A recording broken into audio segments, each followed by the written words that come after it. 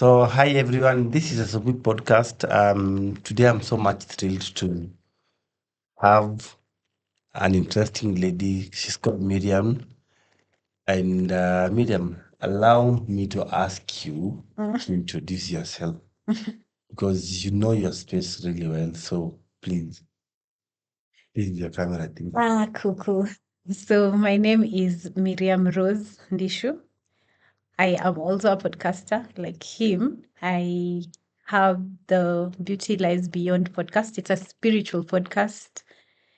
And I'm also a lawyer by training. I'm also a life coach by training and practice. And yeah, I think I'm also Hindu because it's gonna come up in this Of course, discussion. of course. And Yes. I don't want to start saying namaste so early, but still namaste.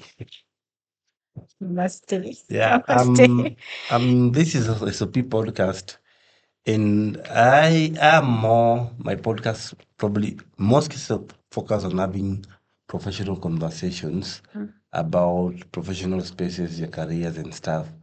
But I have also learned that in my life, I have an human interest angle of my life that I cannot just do away with it because I want to discuss how do you navigate politics, for example, in an office as a lawyer.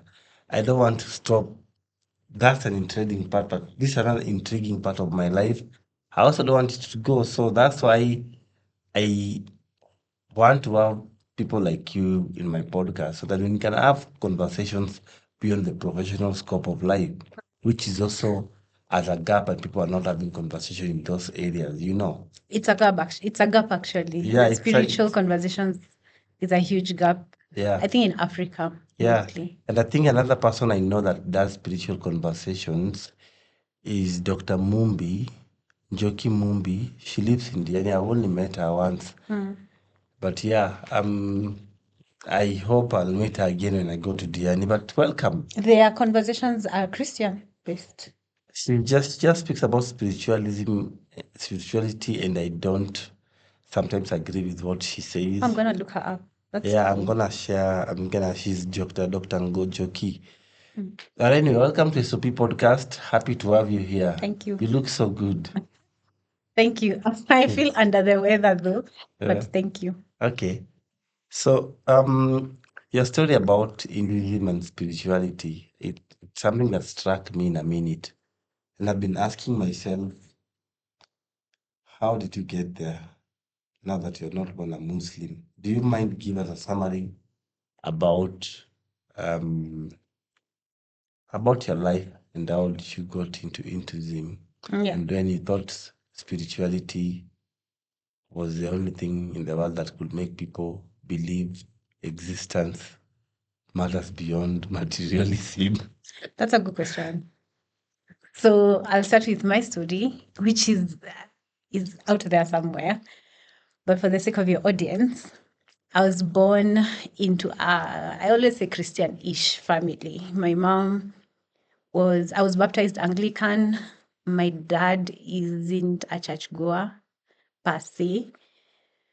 And yeah, was baptized Anglican, grew up Anglican, but my family allowed us to go to whichever church when we were young, like where my cousins are going. So there wasn't a lot of rigidity as far as Christianity in my home was concerned.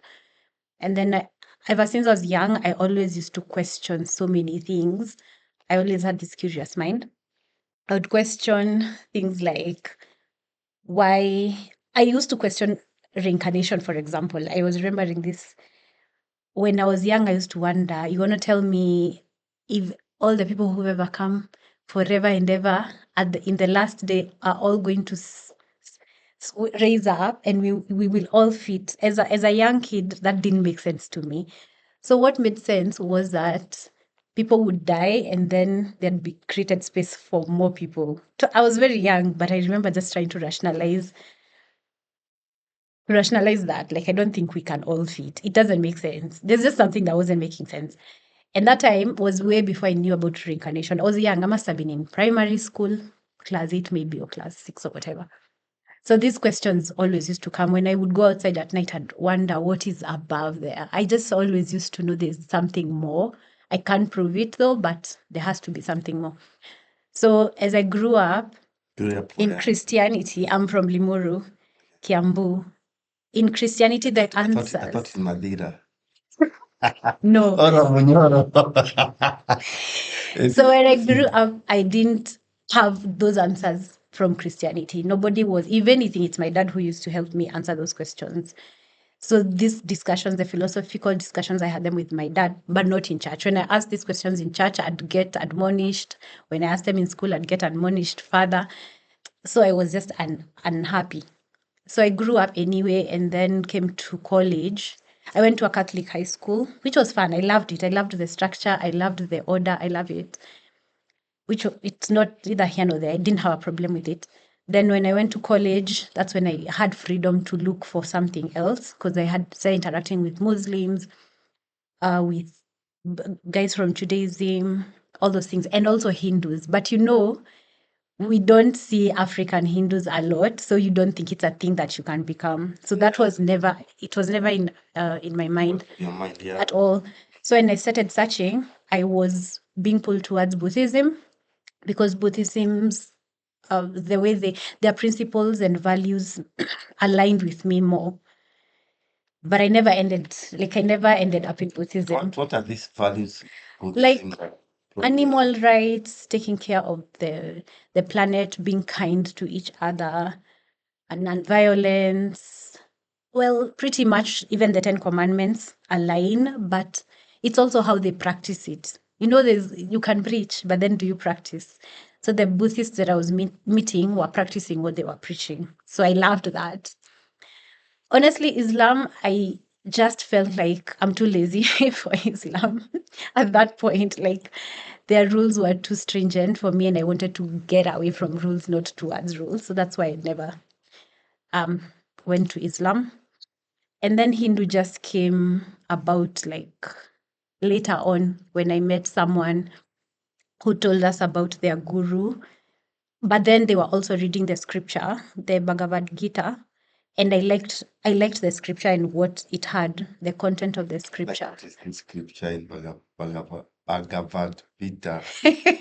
Just a guitar. Gita, yeah, Bhagavad Gita that struck you and you're like, oh wow, Yeah. makes sense. It's actually that's the thing about it. It encompasses all the questions that I had. And the questions, I can summarize them into 3.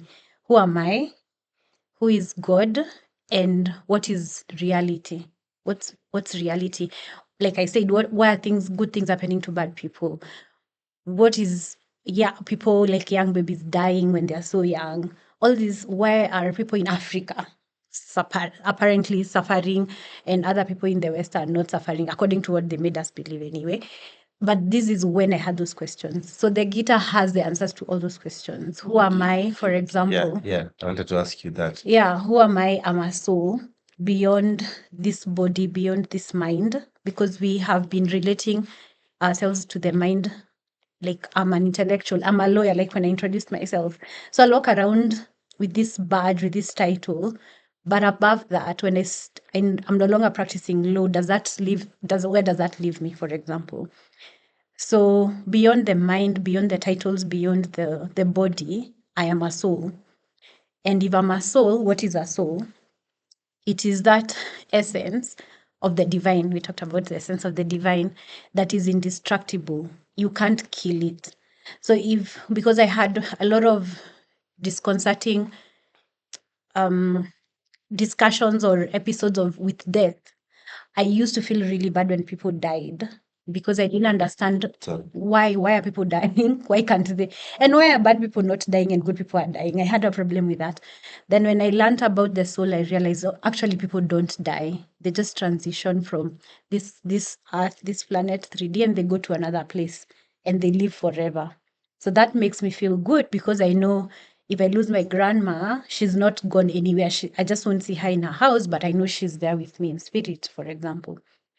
So that helped me with the death question. Who we are souls. And it helps even with grief. You feel pain, yes, but it's not as like you're separated from someone forever.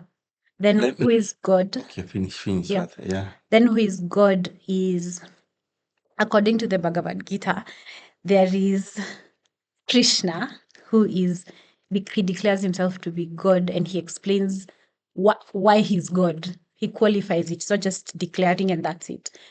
And then but then that discussion of God is more philosophical. It's more nuanced than that. Yeah. According to the Gita, that's it. Then what is the world? Material reality. You asked about the separation between material reality and spiritual reality. Yeah.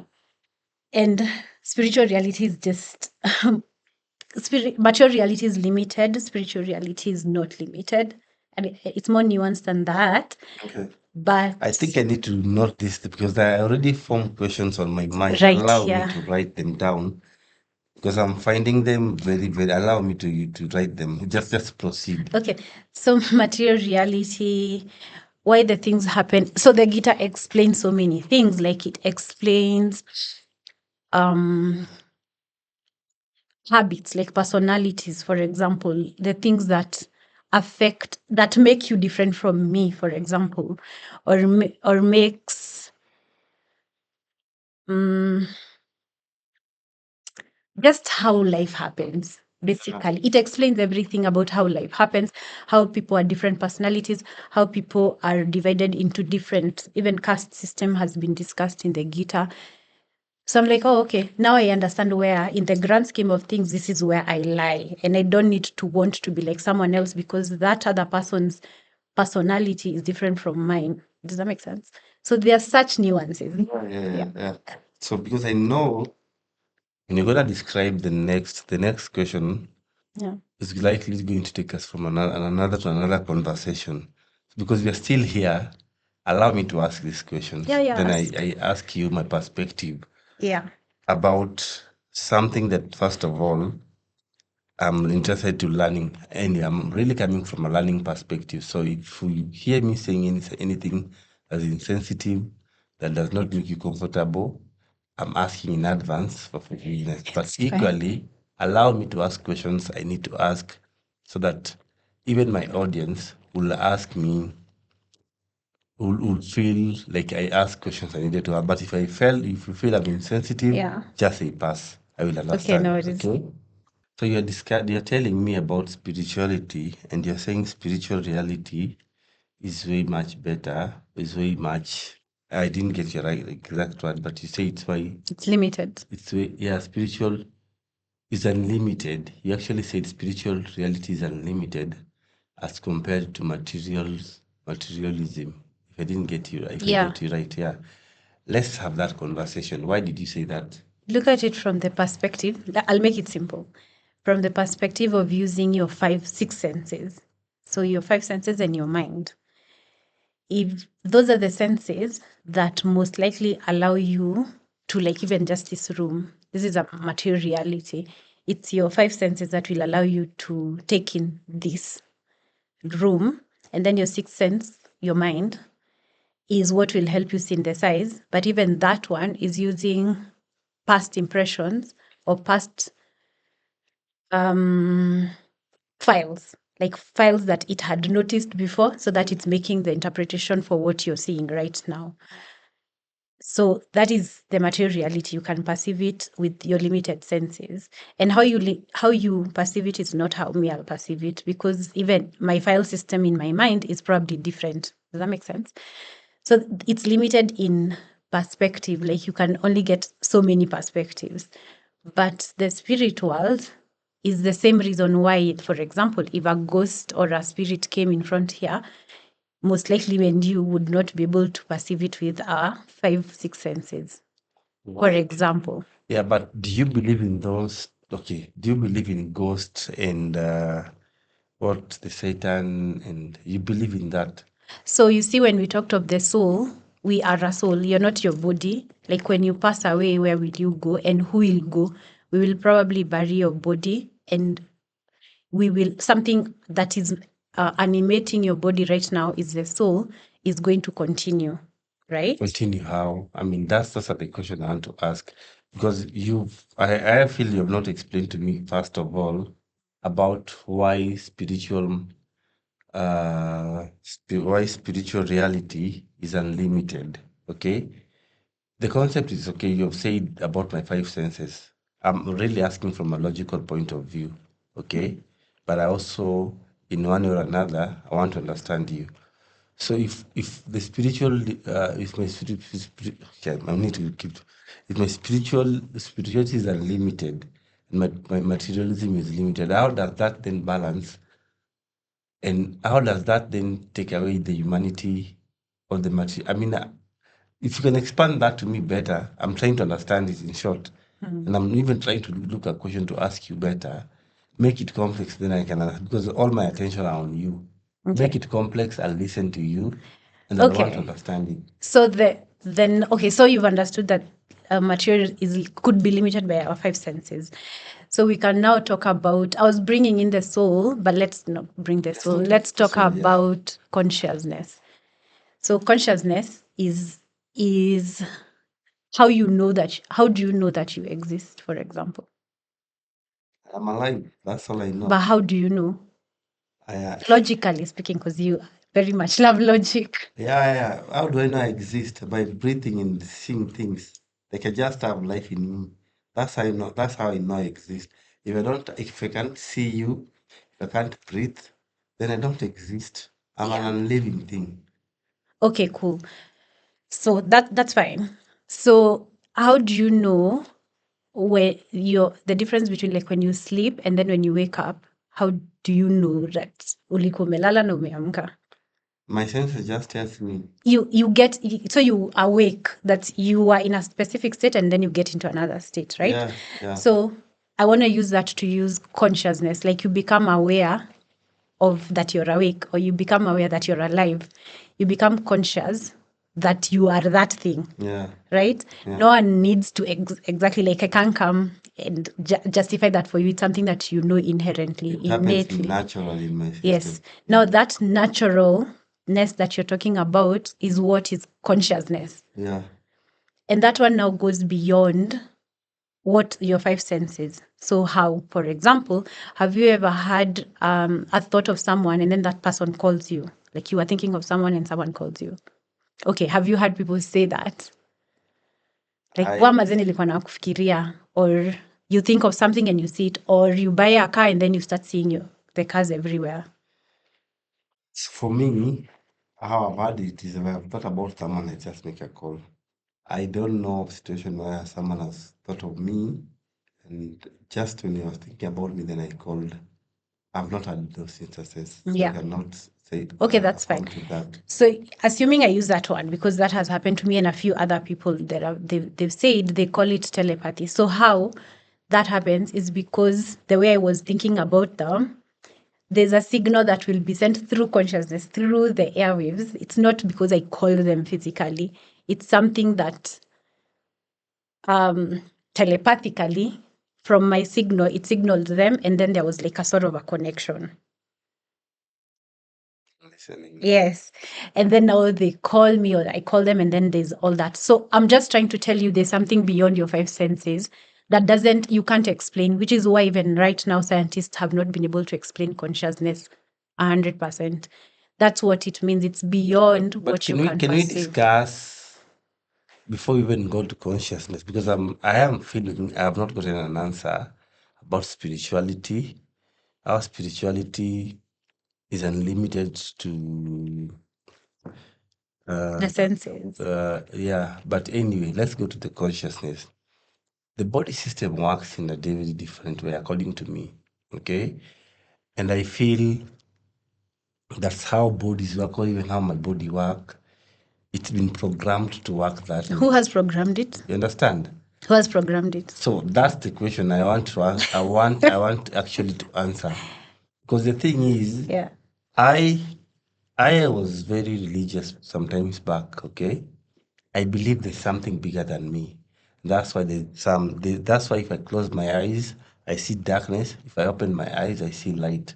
There's life in me, and that life is now what science is not able even to. Even the people who are logical thinkers cannot affirm that when the life inside them, where it comes from, because this is just a body.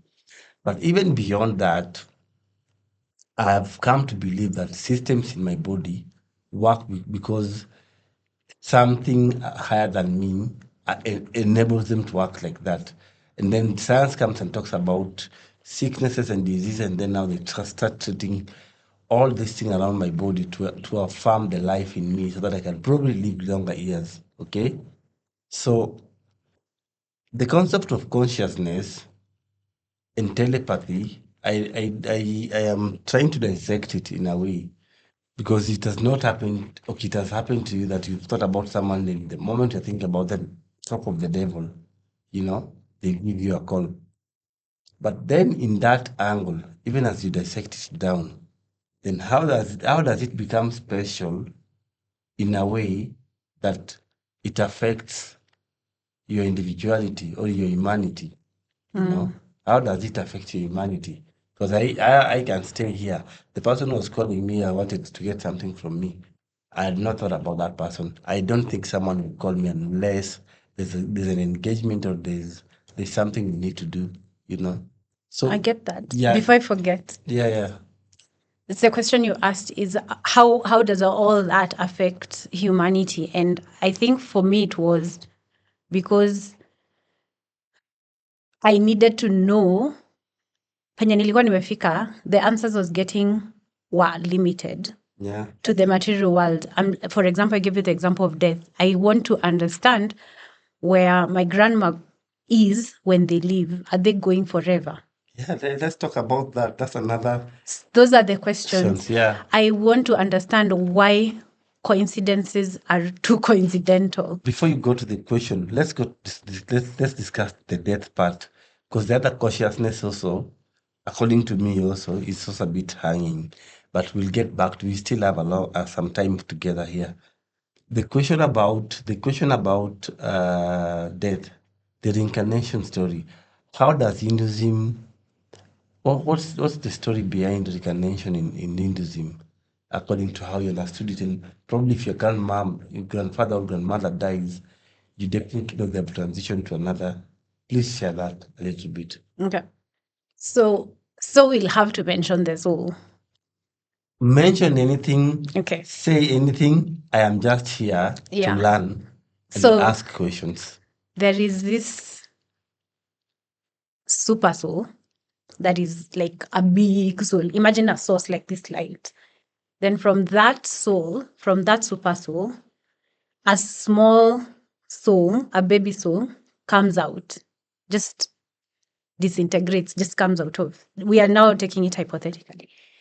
This soul gets from that world and goes into the material world. And the material world has certain rules and laws that it follows so that it can work. For example, the law of gravity, for example, is one such law, or the law of karma. That is, action and reaction are equal and opposite. We'll just choose that one. Yeah. So when the soul enters into this place where every action, including breathing, including moving, everything you do, every action will have to have an equal and opposite reaction or a consequence. That means that the only reason why this soul will be allowed out of this material world is if they no longer have debt. They don't have consequential debt. We're together. So this soul has to come and discharge that karma, that debt. So when they started acting, they have to discharge that acting. So they, let's say, now come, this is now my grandmother's soul. My grandmother now finally comes into planet Earth, is born as a baby, and then they've been traveling throughout the material realities a lot. It's many universes, it's many planets, many stars, many. So my grandma has been going round, creating karma. So one place to discharge that karma is this planet. So they are born here as a baby, and then as they are leaving, so they have like a store of karma. Then they come with kidogo that will fit 100 years. Then they start discharging it. Basically, just discharging it is acting out. You can do certain practices. There's a way you discharge karma. The unfortunate thing is, as they are discharging it, they're still acting. So they create more karma. And this more karma they're creating just goes back to their storehouse. So So because 100 years, they only came to discharge, but they've created another 100 years worth of karma. They will die. And since they haven't paid out their debt, they can't leave this dome. Just before I got lost, where is the debt coming from? The debt is the action that they started when When they were born? No. When it came into this material reality. So it came from source. It came into the material reality, which has the laws of karma. So even as it was floating down to earth, it's still creating karma. You get? It's still creating karma because it's still a world. It's still a world that has that law. So even if they don't come directly from source to earth, they go to a different planet, star system, even there they are creating karma. And this is it doesn't matter whether it's good karma or bad karma, it's just action. You've acted, you have to pay back with. Yeah. So one place where that consequence can be paid back, the debt, is usually planet Earth. Fortunately or unfortunately, it's planet Earth. So now my grandma amechoka kuzunguka other universes as a soul. So they come here, they're like, okay, now I think I need to discharge this karma because I'm tired of this place. I want to go back home. We are together. I want to go back home. To the super soul. To the super soul. I'm listening. Cool. So now they come, but as they're discharging their karma, so wako na karma mingi, it's in the storehouse. Then the soul usually, when they come here, the soul just takes a chunk of karma, just for language sake. They take a chunk of karma to come discharge it so that they can free themselves. But when if they don't do it in the right way, because there's a right way of doing it, they will accumulate more karma. Now, after 100 years, they have more karma. Even if they don't have more, they still have the one in the store. So they have to die. Die means get out of 3D Earth, then go somewhere. Then they have to come back because this is the place where they need to discharge that karma, and the cycle continues. That is why there's a cycle of samsara, or birth and rebirth. You keep dying, you get born. Keep dying, you get born, till you get tired. And then when you get tired of that cycle, because you can't get out. It's like a prison. You now ask God the soul itself gets tired, and it's like, okay, source now, please come and get me out of here. I'm tired.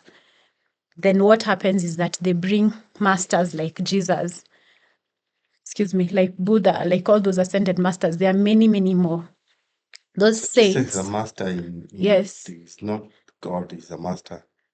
Semantics, but he's a master who can help you discharge that karma. That's why Jesus used to say, I am the truth, the way, and the life. Like, you can't go to the Father except through me. That's what actually he meant. Like, I have the antidote. I will tell you the path because I've been to the Father. I know what it takes to get out back there. So I'm going to show you. So such a person is called a Satguru. And a Satguru has the potential to liberate you, to get you out of this cycle and get you back home. They have it, like it's innate in them. They can do it out of sheer will. I need to stop you so that we absorb first what you've shared and dissect it into details, okay? Yeah. First, I'm listening about the super soul, and then there's let me just put from my perspective, then a medium soul. I wrote it down, but I don't want to check it. There's a super soul, there's a medium soul, then now there's you coming down to planet Earth with like a small karma in you that you need to discharge. That's the science. That's the concept of reincarnation, right? According to what you've shared. It triggers that. Yeah. So now you've mentioned something that probably people did not know about Christ. In Christianity, they call it, it's called the Christ the Redeemer. You understand? And you're saying he's a semantic, he's not like a God. It's like ako hapo katikati to connect you with the Father. With the Father, with the super soul. Okay? So now that is clear actually. Just to be on record, you don't need to repeat it. It's clear. So now the science, the concept of you dying and coming back, and then someone dies and coming back, I think that in a way is not real. And the reason why I think once someone's died, honestly, and from all the people that I've known that have passed away, family and friends, I've never seen them back. I actually think that once you die, your world is over. There's no you coming back. So when you say someone is coming back, what are they coming back to do? They've had their 100 years of living, you know? They've had their 100 years of living. And in that years they're living, they have interacted, they've done the good, the bad, and the ugly, you know? And so So, what do you make of babies who die, like the first few minutes of being born? They don't have a full life. So, what happens to such a child? Their life ended that time when So, it's too bad. I don't think it's too bad. Actually, I don't even. I'll sound so. I think okay. I think that the truth that when babies dies is same as grandparents dying. Okay, grandparents parents I believe it's like when you go to the shamba. Okay, when you go to the shamba, how do you say shamba in English? For people? Garden. Garden. When you go to the garden and you want to plant, okay, your seeds. Some seeds die, some germinate. Okay, so will we feel bad about the seeds that died? No, thank you, because it's in a way probably factors around them could not enable them to live, you know. But because they died, that probably we had a space.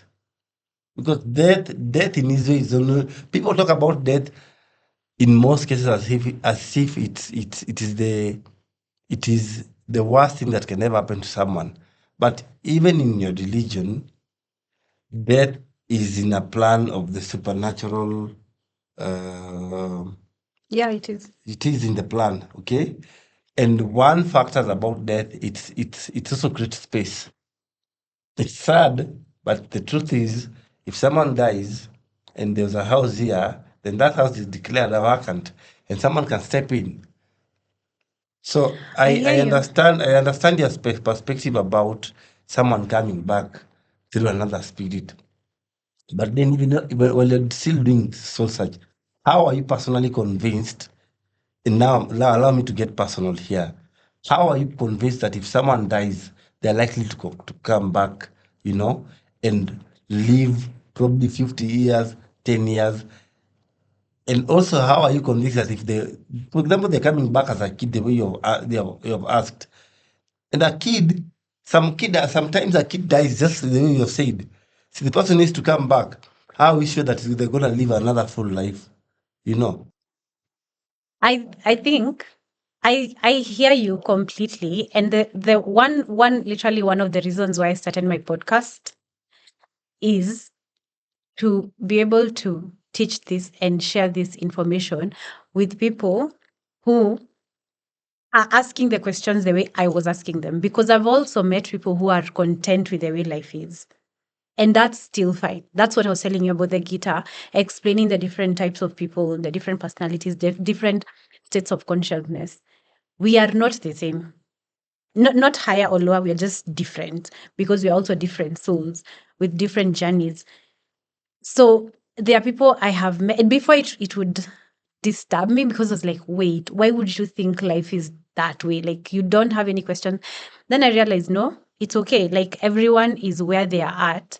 So you asked me, my journey was, I came on the spiritual path because I had questions that for me, how you're saying it wasn't satisfactory to me. So I had to ask for answers. But for the people who are okay with life as it is, and I've met so many people, that's also okay. Like, there's literally nothing wrong with that. Yeah. No, but you've not answered me. You've not answered me how you believe about the reincarnation story. You've It's not. because I was asking and then I went and So researched. you believe what? I don't Because believe. I honestly don't feel like you've answered me based on the question I've asked.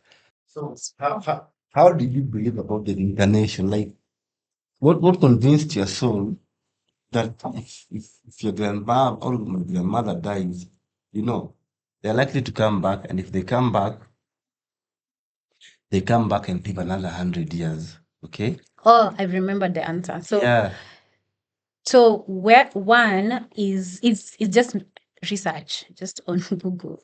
It's just researching and finding the stories of certain other people who have died and come back. So there's that. Then there is just me personally taking a regression, a past life regression, which I've spoken about online, where I saw 4 other lives that I've lived before. Yeah. So if you wanted an experience by myself, like using my own self without believing other people, that's it. What are these other 4 other lives? So that I'm gonna ask you this question. Sorry. I was single woman in the 1800s in the US. I guess that's why I don't like the US. It was not a pleasant stay. And I had a daughter who was biracial, and that was shunned. So we had a really difficult life. And then I saw another life where I was a monk, a Catholic monk. And then I saw another life as outside this planet. I was in another planet. I was an alien. Like I looked like I had scales like a reptile. What? And it was weird. It was cool. I had a family. What's the other life I had? There's another one I'm forgetting. Oh, let's But listen how to did you that. know you had these lives? You dreamt. No, I went through a past life regression with a regressionist. Where? I think I need to learn more. That's my point. I need to meet a regressionist, honestly, and ask also this question, because I am not getting all this element about how that is very interesting actually. I think after this, I'll want you to connect me with the regressionists, because that will open my eyes even more to understand those 4 lives you've lived. I will not ask on your behalf. This is a bit probably private for you, but I want to ask at the regression, or even just sit down and learn from him or her about that kind of particular life setup. But anyway, moving forward, because you need to keep moving forward. Many people ask, why do Hindus not eat meat, and why they prefer plants? Just answer that quickly before I ask the next question. Why do you eat meat?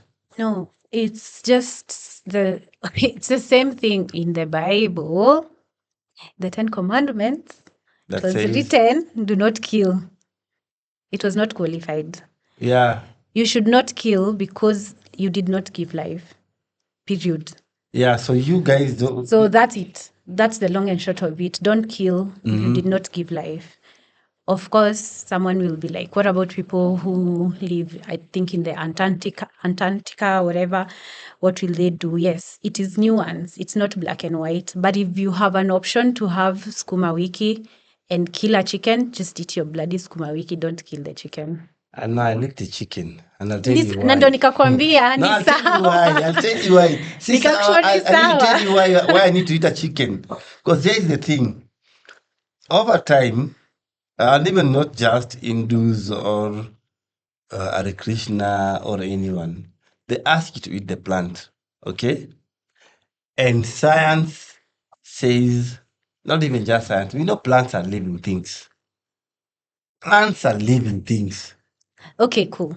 Yeah, let me Plants- finish. Let me Plants finish. are not sentient beings. They don't feel pain. Oh wow. Plant. And if you look at the monks that have gone, or the people who have gone higher in their states of consciousness, they actually don't eat plants. So yes, if you can avoid plants, please avoid them. So what then? And live off prana, which is air. What? So if you can do that, do that. But since you can't do that, eat plants. If you really have to eat animals, then do the necessary rituals. Don't just do What are it these out rituals I need of to your do? own. You need to do research. Now do research, but I'm also In asking your you own here. African culture, I'm sure when they used to eat animals, they would first do rituals. It wasn't just out of greed and commercialization. It's a simple Google. Anyway, I am trying to get, as I was trying to explain to you, that plants are living things, first of all. So, the background of any religion trying to tell me not to eat plants, not to eat meat, because we are killing, we are killing animals, and we don't have even the Bible says that do not kill. This do not kill is, I think, is a beast. From my perspective, is a being. You said they does not have specificity or specificity. You know, it's not specified. But the thing is, plants are living things. I know some plants. I don't remember their name. That if you touch them, they they open their flowers. Okay? If you leave them, they curl down. So those are living things. And in the end, both religions, I'm not just saying about Hinduism. I know because they talk about uh, the issue of blood, you know.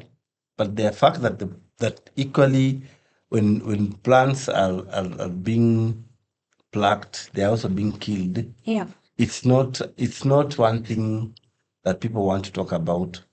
But anyway, we are moving away from that also. Unless you have an answer. Yeah, so we were talking about consciousness, and that's what you're referring to as life is consciousness. So animals have consciousness, humans have consciousness, plants have consciousness. Yeah. Yeah. And they're still killed. They're not sentient, but they have consciousness. That's how they look alive. That's what I'm Yeah, saying. but you've talked about that anyway. This conversation is becoming more deep in a way, and I hope you allow me to continuously asking more Yes. questions that don't sit right with me. I was talking about manipulation in religion. Does Hinduism have some form of manipulation? Me, I can speak for every Hindu. I Speak am for yourself. I am a follower of Paramahamsa Vishwananda, Who is that? my guru, my Sat Guru, my spiritual master, and that's why I have this tilak on, which is I told you thank you for not thinking I'm Hare Krishna. I am not Hare Krishna. Yeah. It looks the same, but it's not the same. The tilak. Explain about it before you Okay, forget. cool. So my guru has the organization we follow, like the way ISKCON is an organization, ours is called Bhakti Marga. And yeah, so we have a spiritual master. And then this tilak represents the goal of our lives. Like, remember when I was telling you, you search because you have a certain, I don't think I mentioned this, you always search because you have a certain goal in mind, or you have a certain agenda, always. So the goal that our guru has set for us, or has promised the people who follow him, is that we'll go back to source. We're going to go back to the super soul. Just continue. Yeah. So okay. So going back to the super soul is the goal. Is the going back to the super soul is the goal. And also establishing a relationship with God is also the goal. So the Sat Guru, or the Guru for us, helps us to learn how to have that relationship with Him, with God. So Paramahamsa Vishwananda, through the organization Bhakti Marga, helps us is there to help us attain the goal of the lives of his devotees. So I'm his devotee, and the goal for me is to get out of the cycle of death and birth and death and rebirth, birth and rebirth, as also establish a relationship with God, because that's important to me. I want to have a relationship with God. So as far as manipulation is concerned, I don't see it.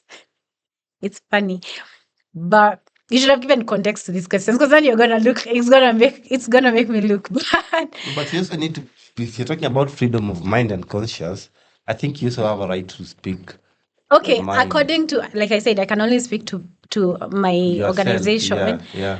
I don't see manipulation is when you suspend someone's thinking, even logical mind. And as far as I'm concerned, and as far as I've been in this organization following my guru, I have yet to see any manipulation happening because you come in and go as per your will. You're given certain prescriptions, certain practices to follow, but you don't have to follow. It depends, like I said, on the goal of your life. What do you actually want out of life? So, as far as manipulation is concerned, I haven't seen it here in Bhakti Marga, which is one of the reasons I'm here, because even I don't like being manipulated. Yes. I was watching another. I don't know if you watch politics, but this was just this is a lawyer in a court. So he was not confirming, he was putting to the fellow lawyer. So he was saying, I put it to you. Okay, Yes. I put it to you. That's Mari. Say I was put. You're a lawyer, I can put it to you. So allow me to put it to you. You have to be a lawyer as well. So I allow me to put it to you that the story I shared with you previously, that I believe all religions are manipulative, and probably you've not learned yours. I have learned from mine. I am a Christian. How are you manipulated? I'm gonna give you two stories Yes. from a project I'm doing, and what I also thought about Christianity and how Christianity manipulates people. So I start with Hare Krishna, because that's the new learning. So there's this friend of mine. I was doing some stories about what they do and stuff. So this person says he was also seeking and was trying to find life. Okay. And when he got there, first of all, it comes from an unprivileged Background. background. Okay. So what these people in this particular temple, they offer food to anyone.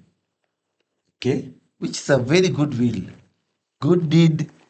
And I don't know if they say bless them, but bless them anyway. You know. And this guy now started serving here over time. While he's serving, he's learning about what happens in the temple. Remember, he's also seeking, just like you're seeking something bigger than you. Okay? And then my friend kept going here, eating, and all of a sudden he became a Krishna. Okay? And this was out of his own convincing, his own decision. I'll not judge him for that. Okay? The only thing that I was worried about is he was telling me how people in the temple are telling him, or the preaching in the temple are telling him, that you should not focus on the material things. And if you go to that temple on Sunday, the parking is packed with good cars. You understand? Yes. I Yeah, do they're also understand. telling him that education is not a must, that once you give your soul to Krishna, he will educate you enough. Okay? These people, their kids are in one of the best schools in the country, if I want to say the least. It's around Parkland, so we know some schools in Parklands already. Okay? They tell this guy, if you serve this particular God, okay? If you serve this particular God, you're likely to be forgiven so many sins from your life. So here is where I thought manipulation was coming from.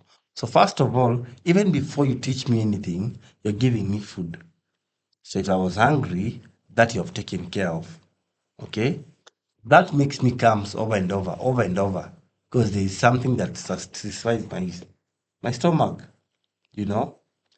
You telling me to serve in the temple of the church also does not make sense. Why? Because I'm serving, you're working. Why are you working to get materialism or material stuff that is taking that you are asking me not to chase? Or even if you're not asking me, the scriptures in the particular Bible, particular book you're believing in, is advising me not to chase that. My friend does not go to school, but your kids, all the kids of everyone here, is attending best schools in the city. So if I take away the good books teaching and stay aside from it, don't you think I'm being manipulated? Okay. I mean, I honestly will not speak for Hare Krishna. Yeah, They it's need fine. to I'm come and not speak speaking for them. for I'm just themselves. giving an example, and I put it to them that this was not about their entire whatever entire temple or beliefs. It's a learning I encountered, and this is personal, and I'm also having a right to have this conversation because this was my personal experience. Yeah. Okay, I hear you. What I know for a fact is manipulation no matter how you take it. And it happens, it's and also it's also perception. So there's someone who would look at the picture you've portrayed and feel like, yeah, this your friend is being manipulated. Then there's someone else who can look at the same picture and be like, no, actually giving food is part of charity and it's something we have been encouraged to do. Not we as Hindus, everyone is encouraged to do. So it depends on how you what perception you pick. Why you're encouraged to do it? No, feeding people. Well, Jesus didn't Jesus say that we should feed? Don't you see that Jesus was manipulating people? Okay, that's why I'm saying Because it's after that, he got perspectives. so many people who followed him. That's what I'm saying. It depends on how you look at it. So, according to someone who is heavy laden and wants a savior, in the way Jesus handled it, he's a savior to them. And then for someone else who's like, yo, you're just manipulating people to get followers, you see, you have it. Depends on it's there's a word. I've forgotten that phrase. Like it's whatever you choose is gonna be true to you. Whatever is true to you is gonna be you choose to be true to you, will be true to you. So manipulation can also even be, and I always think, who is the manipulator? The person who is doing something that is manipulative is the problem. Because again, someone can still take scripture. I can come with my guitar here and read it to you according to how I want you to hear it, and I can make you do something that I want. Is the scripture the one that's wrong, or is it me who's manipulating you? It's you. Exactly. So, like I'm saying, it's nuance. It's not one picture fits all, because I'm in my mind right now, I'm thinking of even churches. Let's just branch a bit. Those churches we know who manipulate masses and tell them plant a seed and then you're gonna use it. Still manipulation. Yeah. But Malachi 3:10 is just a line that someone can choose to take and manipulate people using that line. So it's not the problem with the scripture. It is the person who is choosing. Also, this because it's written there. Okay, it's written there so that you listen and learn, but equally, we want to understand that the most of the masses have not gone to school to understand it to a professional level. Because I think Yeah. if the Gita was written, it was written so that if you are smart enough, you'll know that this works and this does not work. Okay. I get that, and I feel like there is also the burden on also the masses to educate themselves. And right now, there ought to not be any excuse because we have social media, which is why I was giving you the example of like stories like reincarnation. Honestly, you just have to go to YouTube and check reincarnation and listen to the stories and then choose for yourself what you prefer. But you can also not blame anyone if you're stagnant and you're stuck in a rigid way of thinking, in a very closed-minded way. Then now point fingers at people who have alternative ways of looking at life. So that's a problem. Yeah, That's yeah. manipulation. That's wanting me to to follow you. The direction of- yeah, Exactly. yeah. So manipulation is a trait of a, I feel for me, it's a trait of a human who has an agenda, an ill agenda. That's you draw the line there. But I don't think it's fair to just bundle everything together and say Hare Krishna, this church, that church. I don't think that's fair. I think we just need to be more nuanced and look at, is there manipulation? Is there, who is the manipulator, and what is their agenda? Then it's a bit more nuanced. I mean, You might probably Google and find someone who, for me, in following my guru, I feel there's no manipulation of anyone, not me, not anyone who follows him, but you will still find someone else whose perspective is completely different. So you can't come and say Paramahamsa Viswananda is manipulative. You need to listen to this person, and you need to listen to me. You need to listen to Paramahamsa Viswananda. It has to be more nuanced. And let me talk about materiality and spirituality. So, look, we talked of the limitations of the material world. What does that mean? It means that everything is temporary. The material world is temporary. It's not permanent, like it's not going to be there forever and ever. It's temporary. Let's just use the simple words. That means you'll have money today, tomorrow you'll not have money. You'll have food today, at the end of your lunch you won't have food. It comes and goes, it comes and goes. So what the scriptures teach, regardless of whether it's Iskon, Bhakti-Marga, whatever, even in Christianity, even Jesus, he says you need to hold on to something that is more permanent, that doesn't keep fluctuating. And for example, if you're happy one moment, then you're sad the other moment, everything just keeps fluctuating. And that is what causes us mental illnesses, physical illnesses, disease, and all that. So what he was trying to say, all the masters, including the scriptures, they were trying to say, get to a point in your state of consciousness where you long and hold on and attach yourself to something that doesn't yo-yo you around, like doesn't keep flipping you up and down. So you'll make money this lifetime, but then when you die, you won't carry it. You've heard that all the time. You won't carry it. Reality. When you come back, because now for me, you will come back as a baby. You'll probably be born in Antarctica, and you will not have any of your money. You won't even remember you are African before. So you need to hold on to something more tangible. What? Give me an example of something that you can hold on. Wait. Yeah. I'll tell you that. But it doesn't mean that you don't make money. So like my guru teaches us that you make money. Because you see also there's good karma. You have karma. Everything that you came here with, like ile pesa yako yote imeandikwa kwa your 100 years, you'll get it. And you won't get any more or less. You'll get your money 100%. So that's why you'll have your car. So they're not telling you don't pursue money. And this is something that's been used especially against Africans by the colonizers a lot. Like, seek God, don't seek for money. It's a brainwashing that has gone on. And clearly it's still going on even today according to your story. But that's not what it means. It means do your work, get the money that you're supposed to be getting, that is due to you, then use that money to help you attach to that thing that you're asking me about. Because if you attach to your money, it will end eventually. You will die and leave it here. So if you have that money, use it to probably do charity, for example. Use it to maybe fund the church or the temple. Use it that for your spiritual evolution, your spiritual growth, grow your soul, evolve yourself. Use that money for good things that are tangible. So the thing that will be tangible for the soul is the relationship with the super soul, because they are the same essence. Anything that is not of the essence of the super soul is material, and all material things are temporary. And all temporary things will cause you suffering. And for people who are tired of suffering, that's the cue. Like if you're tired of suffering, hold on to that thing that doesn't give you suffering, which in this case is God or the super soul. So, So people also need to use common sense. Like you can't be like, I was told not to look for money, alafu wewe uko na pesa. No, get out there, work. no, but I'm Look for asking, money. you're trying to say that there's something that is permanent beyond materialism. And in a way, I agree with you. In a way, I disagree with you. Mm-hmm.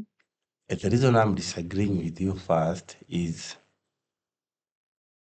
it's a narrative that has also been peddled around people who believe in something bigger.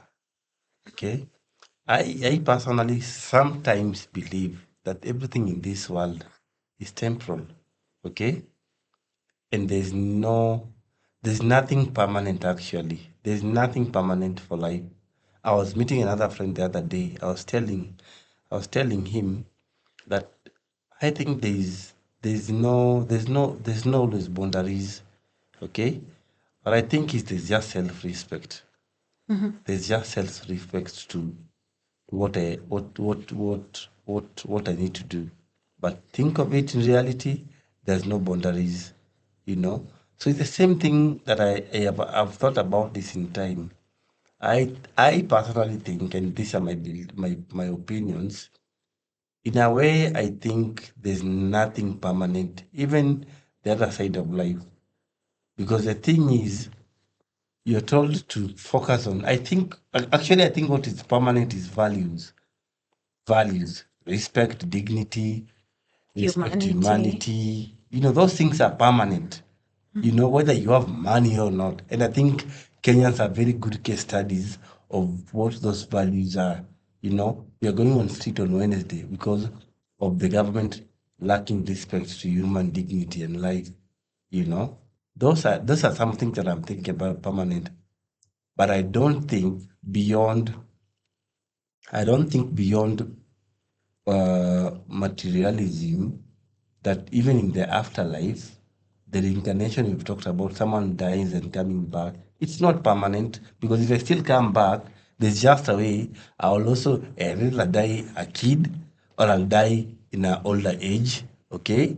And then I'll come. There's no permanence in even the structure of life, you know. So if you look at it on a bigger picture, I tend to think again that the narrative that have also been peddled to us by religious institutions, in a way, take us away from realizing that, well, we are being asked to believe that there is higher being that we need to reconnect with, the way you've said, that also that is not permanent. Because the thing is, I will die. I'll eventually die as a woman here. You say I'm a soul. The soul speaking to you here will eventually die in a day or two or one time. When my time comes, I know I'll go. Okay? But also, like the Bible says that if I die, I'll need to be connected with my creator. And now I'm going to be judged, you know? And how I'm going to be judged depends if I'll suffer forever in hell or live forever in heaven, you know? And there's no backed up evidence about this also. It's just a belief. So this is a bit controversial things I'm thinking about myself. And if you're not comfortable, then please skip. But the truth is, that's the element that I've thought about in life. And the idea that people are also believing so many religions without questioning. I love the fact that you're questioning, you know. But have you questioned what you've believed even? Oh, yeah, all the time I Yeah? question. Like, have you All the questioned time. what you've believed? Have you sat down and said, by the way, the Gita is telling me about this, you know? But why is it not telling me about this? Just like 2 weeks ago, me and my friend who are devotees of my guru were just seated somewhere and we were still questioning even what we know right now that we've been taught Yeah. by our guru. We were still questioning it, like still questions, just basic questions like what, but why? You see, now you'd have to understand what the Gita says so that you can understand what we were questioning. We're just questioning the Gita. Quote it, it's fine. So, for example, the soul, you have a soul in your body, but you also have the super soul. So you didn't leave the super soul there. The super soul came with you. You're now confusing me. See, that's the thing. It's such a Because you say it's there, Uko. there is And there. now there's this median one. So they don't live. So people talk of guides, people talk of angels, people talk of. So now the super soul was left there, yes, but when you came inside this temporary place, and you're right, by the way, the material world is temporary. Yeah. Sorry, excuse me. It is gonna go away as well. The same way heaven is not permanent, as we don't believe in a hell where you burn forever. That makes no sense. Exactly. You see, And you're also questioning, allow me to sit like you. So And that I feel like also, we don't have eternal heaven as well. You don't go to heaven and stay there forever, obviously, because you have to come back here and continue discharging your karma. So yes, none of that is permanent, and that's why I told you the soul needs to get to a point where it gets tired of all that kuzunguka and then just wants out. So I was saying about the questioning we were asking with my friend was, oh, the super soul is with me inside. Like in your body, you have the super soul and the soul, the super soul and the soul. So the super soul guides the soul throughout the journey, its journeys. So there's a part in the guitar which can be misconstrued if I just put just one thing about it out there. People can take this and misconstrue it, but anyway. So we were talking of a place where Krishna says, so Krishna is God to us. He was saying that he's the doer of everything. And that means when Ruto says that he's been placed there by God, it's true. Much as people will bitch about it, it's true. So that was what was for us. It was like, yeah, Krishna, like, do you really have to involve yourself with like atrocious things? Like, why are you accepting for like Iran to be bombed by Israel? Like, if you are God, you can stop it. Or why would I even saw another meme yesterday where I don't know why leaders just keep saying that they have been instituted there by God, but sadly it's true. Nothing happens in this world without God accepting it to happen. He's the giver, he's the permission giver. Like there's nothing you can do without it being sanctioned by God, surprisingly. So that's why me and my friend were angry because we were like, yo, but if you have that agency, why don't you do things a different way? But we also know enough to know that there's also karma of everyone, like the collective. There's a reason why Ruto is our president as Kenyans, and you're a Kenyan and not a Ugandan. We have collective karma that warrants us to have him as our president. And the moment we have paid our debt or finished that karma, the same God is gonna get him out. That's the thing that people just see. it's not I've been election. placed there. It's not even It doesn't see, that's the thing. We don't know whether it's elections. It is ultimately after I finish getting angry at God, I go back and I'm like, I'm glad you're still in control, because when time ends for this thing to happen, then why will happen? And at all the, like, I don't feel like why won't happen because I know you're in control, you see. So it's not man. So we are told, look at everything that is happening and watch it like a movie. Not detached, be empathetic, but also don't be too attached, like it's draining you and taking away it's putting you in depression, because everything is happening as it should and it is sanctioned by God. well, that's a controversial statement. It's very It's very controversial. controversial, but that I don't even think I want to agree with it. But equally, the Bible says that leaders are chosen by God. Exactly. Hallelujah. Exactly. The Bible says leaders are chosen by God. But if you look at it, if you take the spiritual perspective out of it, in reality, leaders are chosen by people. But that's what I'm saying, that the super soul is inside the soul, is alongside the soul. So these people that are choosing is in essence God. He's just doing it through them. In the book, I don't remember the Bible, but I know there's a verse in the Bible that says that, I don't know if Apostle Paul or someone said that, don't you know you people are small, are gods. It's Jesus. It's Jesus. And yeah, I need to read that. I don't have my phone, but it says this. it's Jesus. It says, don't you know you people are gods? So in a way, I think That's not what I mean, though. I know that's not what you mean, Yeah. but in the context of in the context of what you are putting to me, that in the context of that you're putting to me, that it's the souls that still elect the leaders. It's that's what I'm thinking. It's the soul that will elect because there's free will, but it has to be given permission. Like God has to still permit for something to happen for every human. Okay.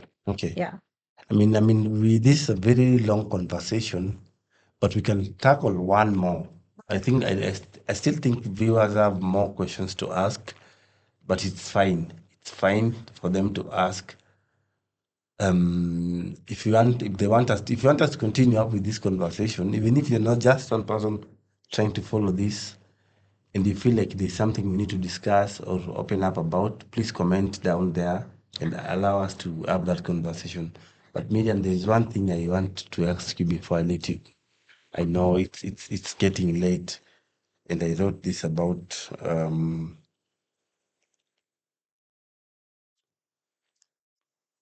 her. I wanted to ask you, God. Mhm.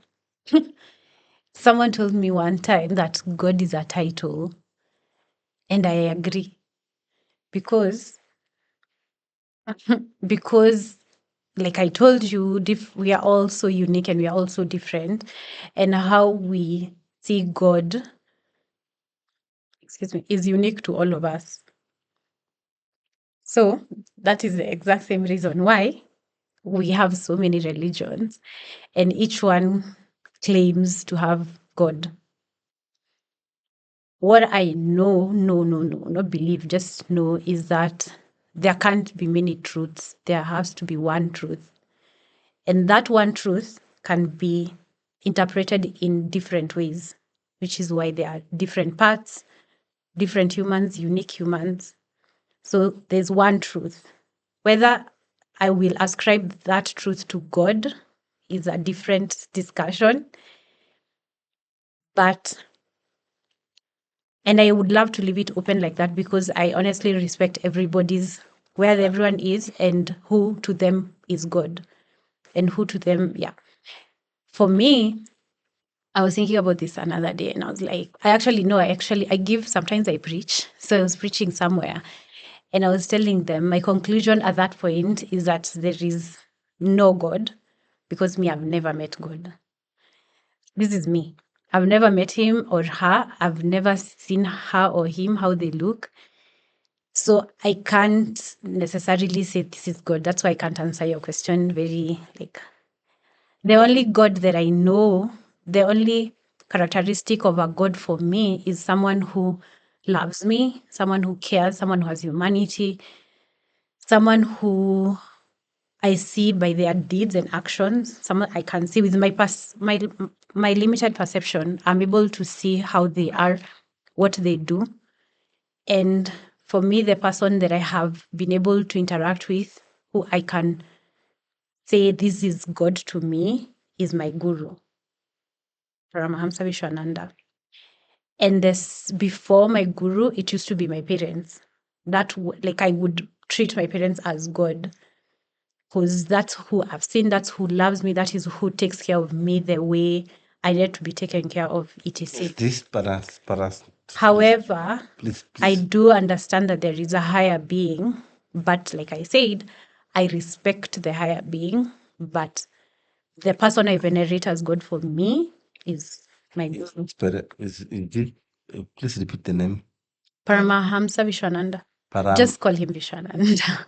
Swami Shananda. Vishwananda. Is this a person or is a spirit? He is alive. He's alive. Yes. So it's What's so funny when you say spirit? yeah, it's good. I'm No, learning. he's alive. He's alive. Yes. So does he have limitations of human? Again, this is a very controversial statement. Say it. But no. That question is controversial because it depends on who you ask that question. I'm asking. I know put you're it to asking you. me. I put it to you. You're asking me. So from what I have, what I've interacted with and also what I know because I have knowledge, what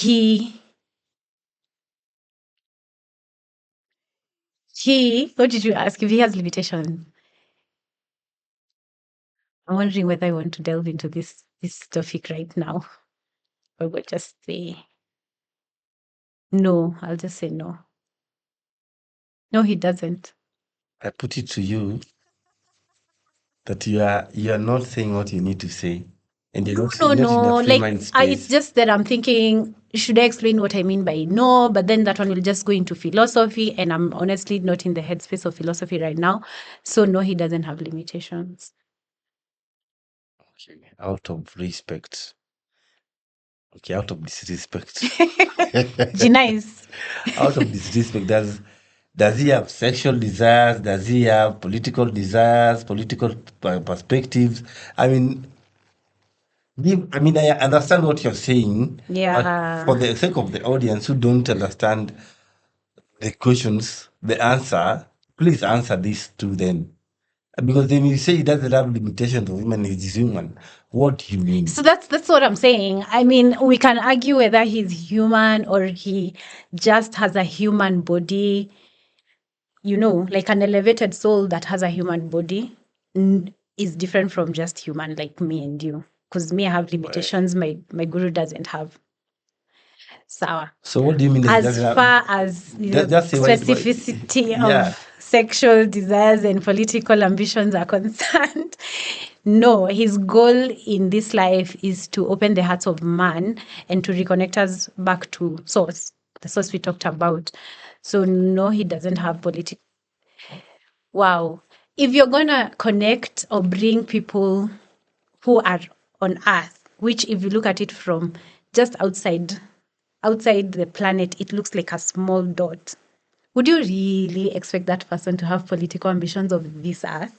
Like, if you're going to have political ambitions, go and have political ambitions of other planets and universes. So, no, no political ambitions of here, no thanks. Then, sexual desires is, you look at it from, usually in Hinduism, there is practices that monks use to channel their sexual desires a certain way, like to become more creative, more helpful to the goals of your life. Like I said, for him, the goal is to uh, bring us back to God, to grant us God. It's called God realization. So, as a top monk, like if monks up down here are able to harness their sacral energy, their sexual energy, or their creative energy, I would like to imagine someone who is up there has mastered themselves. So the reason why he's called a master is because he has mastered all the limitations of man. He's mastered his mind, he's mastered his sexuality, he's mastered his ambitions, he's mastered his, if there is greed, anger, lust, all those things that are the qualities, we call them in the Gita demonic qualities, mastered those, divine qualities, mastered those. That's why those guys are called masters, because they have mastered themselves. They've mastered life. They've even mastered outside there. Oh wow! I mean, this is now the conversation we should have started with anyway. Because now, growing up, I remember when you used to watch Kung Fu. There's someone who used to be called Master, and Master was the best in Kung Fu. Yeah. So, but in the end, Master will be murdered, and then now the kid takes the role of the master, and now he'll be the one to defend the community and everything back in Chinese. But just to close this down, because now I'm feeling like we're getting too deeper of this. So do you worship this monk? Not do you worship this? Is this guru? My guru, yes. Do you worship him? Do you how do you relate with him when you're in his presence? Because this is something will want to know. I probably also want to learn. How do you relate with him when in his presence? Do you worship him as a god? Because you say he connects you with God, so he's already playing the role of a god. Just like Jesus, like the same argument of I can take you to the Father. Same thing. Yeah. So you worship him. How do you react? Yeah, we do worship him. So you remember when we talked about Namaste, I told you it's bowing down to the divine essence in the other person. Yeah. So if you have divine essence, my guru also has divine essence. Not to mention that he's a master, but he has divine essence. So for me, a person who's going to help me get God realization, which is the goal of my life, I will revere them. So the same way I would bow down to the divine essence, the God in people, the soul, the God in you, is the same way I bow down to the God in him. I revere him. And also, he's my teacher. I have always respected my teachers, even if it's just kawaida, primary school, high school. So I place him at a pedestal because he's my spiritual teacher. I revere him and I bow down to him. Yes. Do you do it the Krishna way of? I mean, yeah, you bow down. Is it okay? I don't know if my camera will capture me, but I'll still do it here. Is it like this? But Hare Krishna, I say they do it like this. So the reason why it's a bit different, it's just different in different teachers will teach different things. So there's a way I've seen ISKCON do it differently, but it's still the same thing. It's just that their bodies be will be prostrated differently, but it's the same thing. The guy, excuse me. The idea of bowing down is to put the top of your body, your highest place, at the lowest place of the person that you revere. That's the point. Like, I am nothing, humility, I'm nothing compared to you. Like the way even teachers, remember, I don't know if you ever did it, like in primary school, when a teacher passed, we used to stand up. Like if you don't stand up, it's out of respect, something like that. So you place your highest part, the part of you, to the lowest of the person that you deem higher than you, the person that you bow down to, or the person that you revere. And it's in recognition of what they can do for you that you can't do for yourself. Like get you back to source. You You can't can't get get yourself. yourself. But how will you get yourself? I already explained the I cycle. think, okay, anyway, I need to close on the last one. This is the last one because now this is getting interesting again. Ask. Hatujafukuzwa na denu bado. Okay, they may be telling us time is Sawa. up, but anyway, two things that I know people are gonna ask me: how do your parents see you now that you're Hindu? How does your family or your close friends now that you're practicing Hinduism? How has that been the journey for you? I mean, my family is fine with it because I am happier. I look younger. Everyone keeps telling me I look younger. It's You're because young. Kwani, how old are you? how old do I look? 26. Lies. Okay, so it's 16. You're lying. But I think you're probably somewhere in your 30s, honestly. Gosh. Yeah. Just stay with 26. The point is though, the people the people who knew me way back when I was 22 are the ones who are like, wow, you still look 22. Anyway, those guys, not you, you wouldn't know, you've just met me. No, but for real, I'm happier. My mental health is good. My spiritual health is good. Everything is good.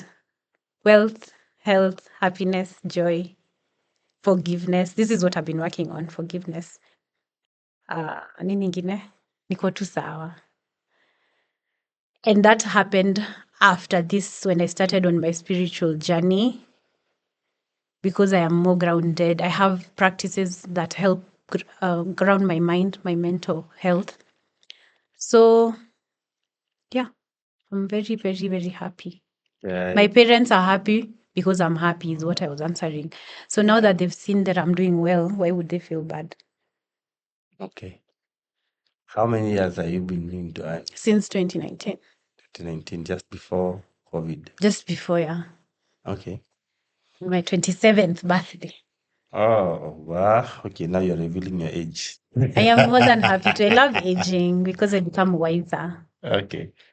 So listen, I'm gonna pick this conversation with you in another topic, and I'm gonna ask those other tough questions even as we proceed, because I want to host you again and ask you more deeper questions in terms of, so now that you're Hindu or you're practicing Hinduism, what next? I'll want to ask you, not in this podcast, I want to ask you the next one, okay? I'll also want to ask you, are you dating? Is your guy, are you gonna date Indians? No, I don't know. Because people need to ask, people need to know. And are you Okay. likely to are you dating a Christian? Those are questions I'll ask you in the next podcast. But thank you so much, Miriam, for joining this podcast conversation. I have learned, I have unlearned, and I've relearned. That's good. Yeah, so I hope to host you again.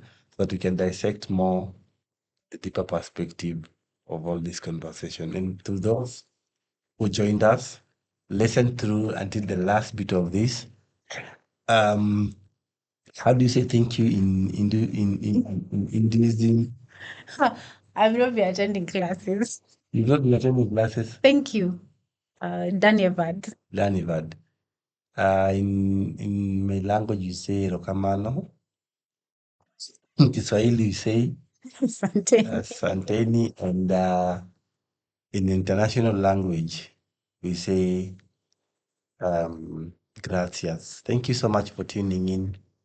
I hope this gave you perspective about life. I hope this enabled you to learn and understand different perspective about religion and how people practice it. Thank you so much, Miriam. I'm so grateful. Thank you for having me. Namaste. Namaste.